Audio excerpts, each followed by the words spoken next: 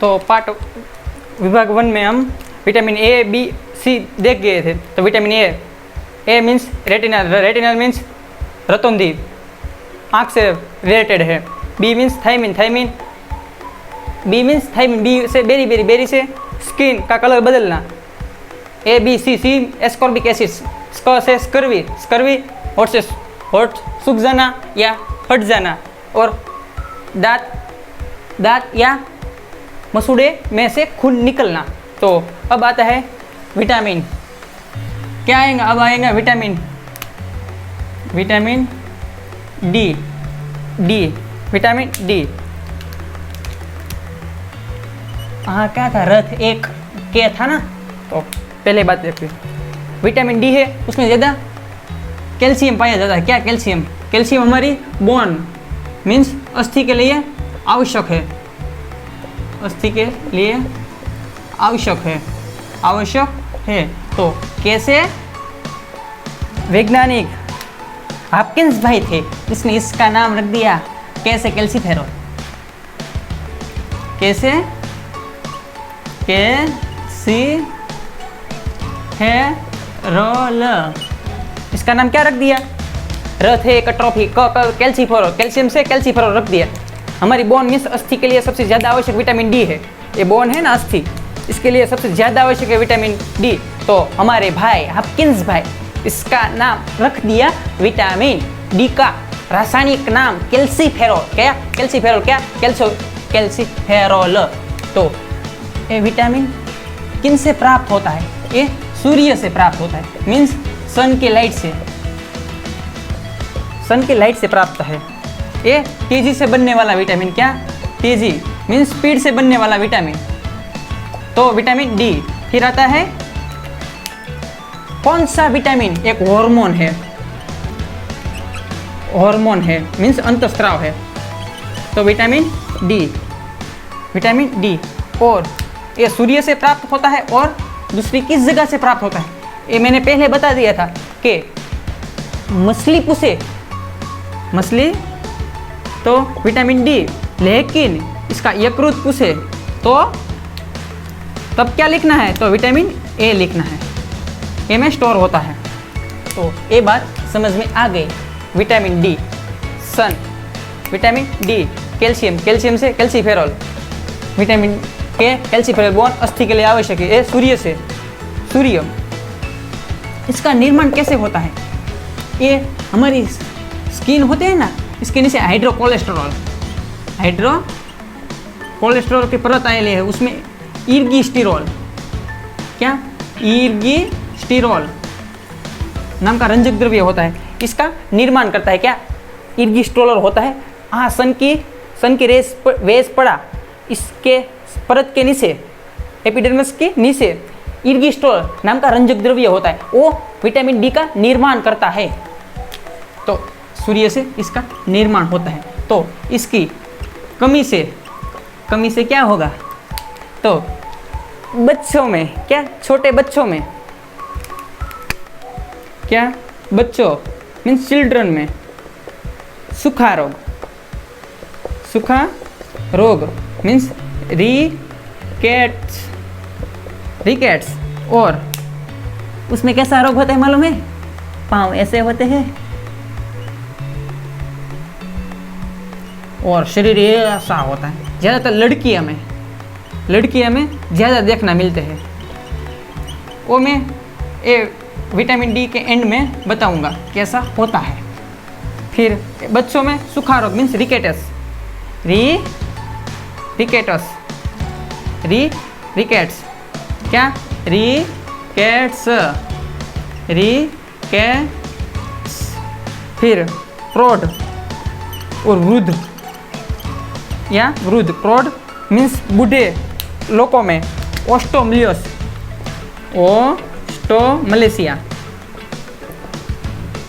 Malaysia means अस्थि मृदुता,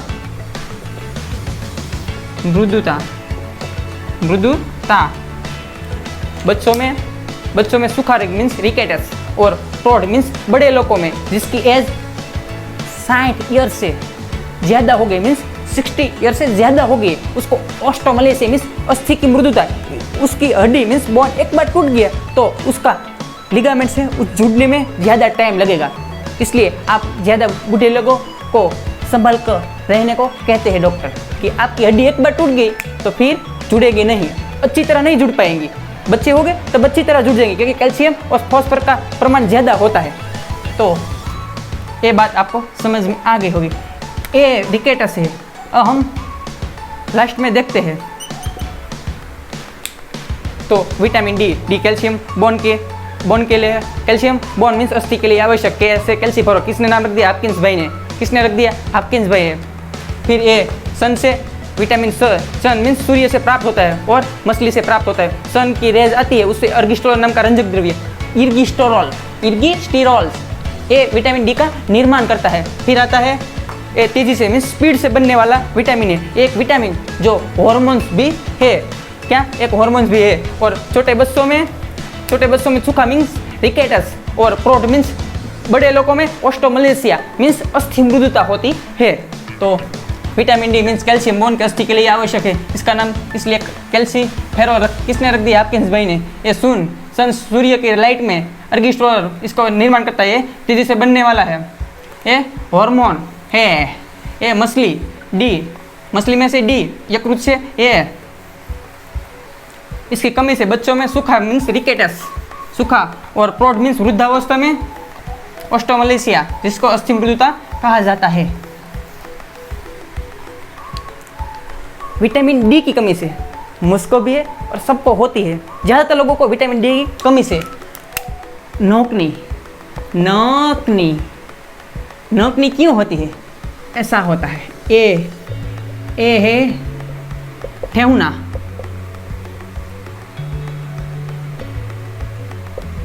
ये मिल जाते हैं।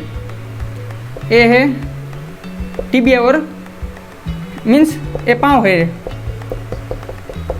ये है ठेहुना बोला जाता है।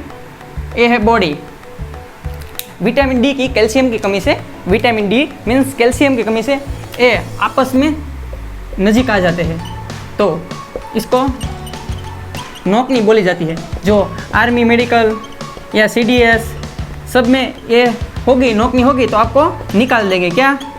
निकाल देंगे। तो इसका इलाज है एक तकिया को यहाँ डाल देना है, ठेहुने के बीच में ऊपर से डाल देना है, और यहाँ से पाँव को थोड़े बांध देना है। तो ये तकिया यहाँ पे डाल देने से और बांध देने से आपको 100 मंथ लगेंगे इसका इलाज होते 6 मंथ। आप रात को सोते वक्त 7 से 8 घंटा आपकी नींद होगी। तो इससे तकिया डालने से ये लिगामेंट से ये ठेहुना है एक दूसरे से दूर हो गए। क्या? एक दूसरे से दूर हो गए, जिनसे आपको नोकनी का प्रॉब्लम निकल जाएगा। समझ आ रहा है? मुझको भी थी, मुझको में भी आर्मी में मेडिकल इसमें ही मिला था। नोकनी में ज़्यादातर बच्चों को होती है, लेकिन इसका ये इलाज 6 मंथ तक ही ये करने से रात को डेली तभी आपको ये मिलेगा। तो विटामिन डी और ये छोटी बच्चियों में और लड़कियों में कैसे होता मालूम है? ये है बॉडी है, इतनी बॉडी होती है। पक्षाले ऐसे ही होते हैं, पतले, इतने पतले होते हैं। आपने देखता है ससुरी का ऐसा पग डगमलाती होती है, तो उसके विटामिन डी की कमी होती है, जिनको सुखारो कहा जाता है, जिनको रिकेटस बोला जाता है। तो विटामिन डी आपको समझ में आ गया होगा। ये विटामिन डी मीन्स कैल्सीफेरॉल। क्या? कैल्शियम से कैल्सीफेरॉल। कहाँ से? सन से तेजी से बनने वाला एक हार्मोन है। ये मछली से प्राप्त होता है। और प्रोड मीन्स वृद्ध लोगों में ऑस्टोमलेसिया होता है। अब आता है विटामिन ई। क्या आता है? Vitamin E. इसका ध्यान देना दोस्तों, वरना जिंदगी आधी अधूरी रह जाएंगी। क्या? जिंदगी आधी अधूरी रह जाएंगी। तो ई वो क्या था? डी का कैल्सीफेरॉल, तो इसका टोकोफेरॉल। क्या? टोकोफेरॉल। तो विटामिन से कौन सा विटामिन है जो स्वतः निर्माण होता है, सेल्फ जनरेट होता है? ऐसा विटामिन जो स्वतः निर्माण होता है। स्वतः निर्माण होता है। क्यों स्वतः निर्माण होता है वो आगे बताता हूँ। ये अंकुरित बीज खाने से प्राप्त होता है। किन को टाइम है अभी अंकुरित बीज खाने का? किसी को नहीं। ये अंकुरित बीज से प्राप्त होता है, इसलिए स्वतः मीन्स सेल्फ जनरेट होता है बॉडी में विटामिन ई। इसकी कमी बहुत अच्छी है दोस्तों। इसकी कमी से क्या होता है ये देखिए। पहले इसकी कमी से होता है ये प्रजनन क्षमता को निर्धारित करता है।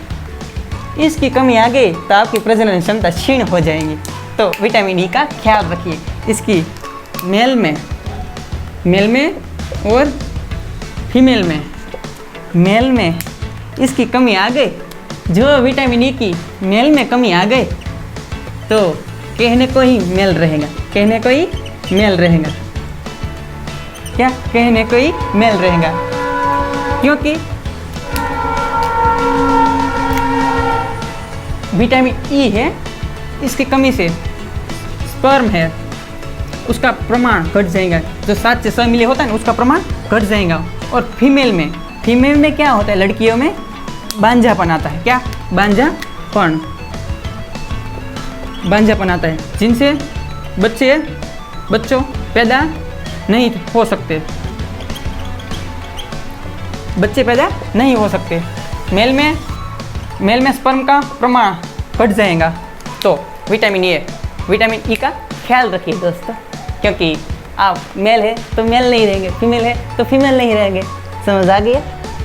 तो विटामिन ई ये स्वतः निर्माण होता है। इसको कैल्सी से टेकोफेरॉल कहा जाता है।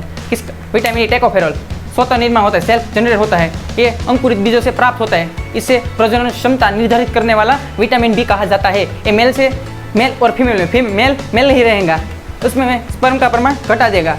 और फीमेल में बांझापन आएगा। क्या? बांझापन, जिससे बच्चे पैदा नहीं होंगे। तो विटामिन ई इसको टेकोफेरॉल कहा जाता है। ये स्वतः निर्माण होता है, सेल्फ जनरेट होता है अंकुरित बीज से। ये इसकी कमी से प्रजनन क्षमता निर्धारित करने वाला है, जिससे मेल ही रहेगा, कहने को ही मेल रहेगा। इससे स्पर्म का प्रमाण घट जाएगा और फीमेल में बांझापन आ जाएगा, जिससे बच्चे पैदा नहीं होंगे। अब आता है विटामिन के। तो आपकी कहानी का लास्ट अक्षर रथ एक ट्रॉफी। फी मीन्स फी से फिलोक्विनोन। क्या? फिलोक्विनोन। क्या? फिलोक्विनोन। क्या? फिलोक्विनोन। तो ये विटामिन है, ये हमारी बॉडी में रक्त का थक्का जमने में आवश्यक है। मीन्स ब्लड क्लॉथिंग में, ब्लड मीन्स हमारे शरीर से खून निकलता है, उसके क्लॉथिंग के लिए सबसे ज़्यादा आवश्यक है। जो इनकी कमी आपके शरीर में हो गई दोस्तों, तो आपका खून नहीं जमेगा और हेमरेज की संभावना बढ़ जाएगी। ये पोटेशियम है ना, उसका बढ़ना भी हानिकारक है और घटना भी हानिकारक है। जिससे हेमरेज होने से ब्रेन होती है, हमारे ब्रेन उनकी नस पतली होती है, वो फट जाती है।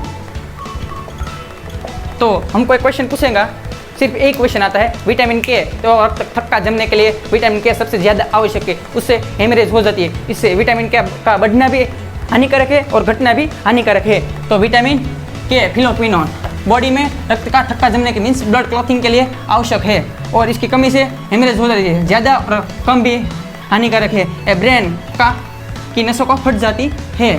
तो अब विटामिन सब पूरे, अब विटामिन को 2 पार्ट में विटामिन को विभाजन करेंगे, डिवाइड करेंगे। तो पहले आते हैं फैट सोल्यूबल और H2O में सोल्यूबल। तो water soluble means water soluble. हाँ, फैट मीन्स चर्बी में द्राव्य, ये वाटर में द्राव्य। तो water means white blood cells, इससे बी मीन्स विटामिन बी और सी, ये पानी में H2O में सोल्यूबल है। और फेट का कीड़ा, किसका? फेट का कीड़ा है कि फेट का कीड़ा, कीड़ा। के मीन्स विटामिन के, ई, डी और ए फेट में, चर्बी में द्रव्य है। तो ये आपको समझ में आ गया है। फेट में कौन सा द्रव्य है? विटामिन। फेट का कीड़ा, किसका? फेट का कीड़ा, किसका? फेट का कीड़ा। वो फेट निकलते हैं, फेट का कीड़ा, फेट कीड़ा की मीन्स के ई डी ए, के ई डी ए, के ई ए डी ए फेट में द्रव्य है। और होटल में means WBC, white blood cells, जिसको ल्यूकोसाइट कहा जाता है, उससे BC, विटामिन बी और सी, बी के सारे आ जाते हैं। ये विटामिन बी कॉम्प्लेक्स भी आ जाता, कॉम्प्लेक्स भी आ जाता है। और विटामिन सी एक इसमें H2O में द्रव्य है। विटामिन बी को देख लो, सी को भी हमने देख लिया है। तो आपको समझ में इतनी बात आ गई होती। अब हम नेक्स्ट पार्ट में देखेंगे विटामिन बी कॉम्प्लेक्स, जो उसमें वो भी आवश्यक है। तो you all be very happy. Thank you very much. जय हिंद।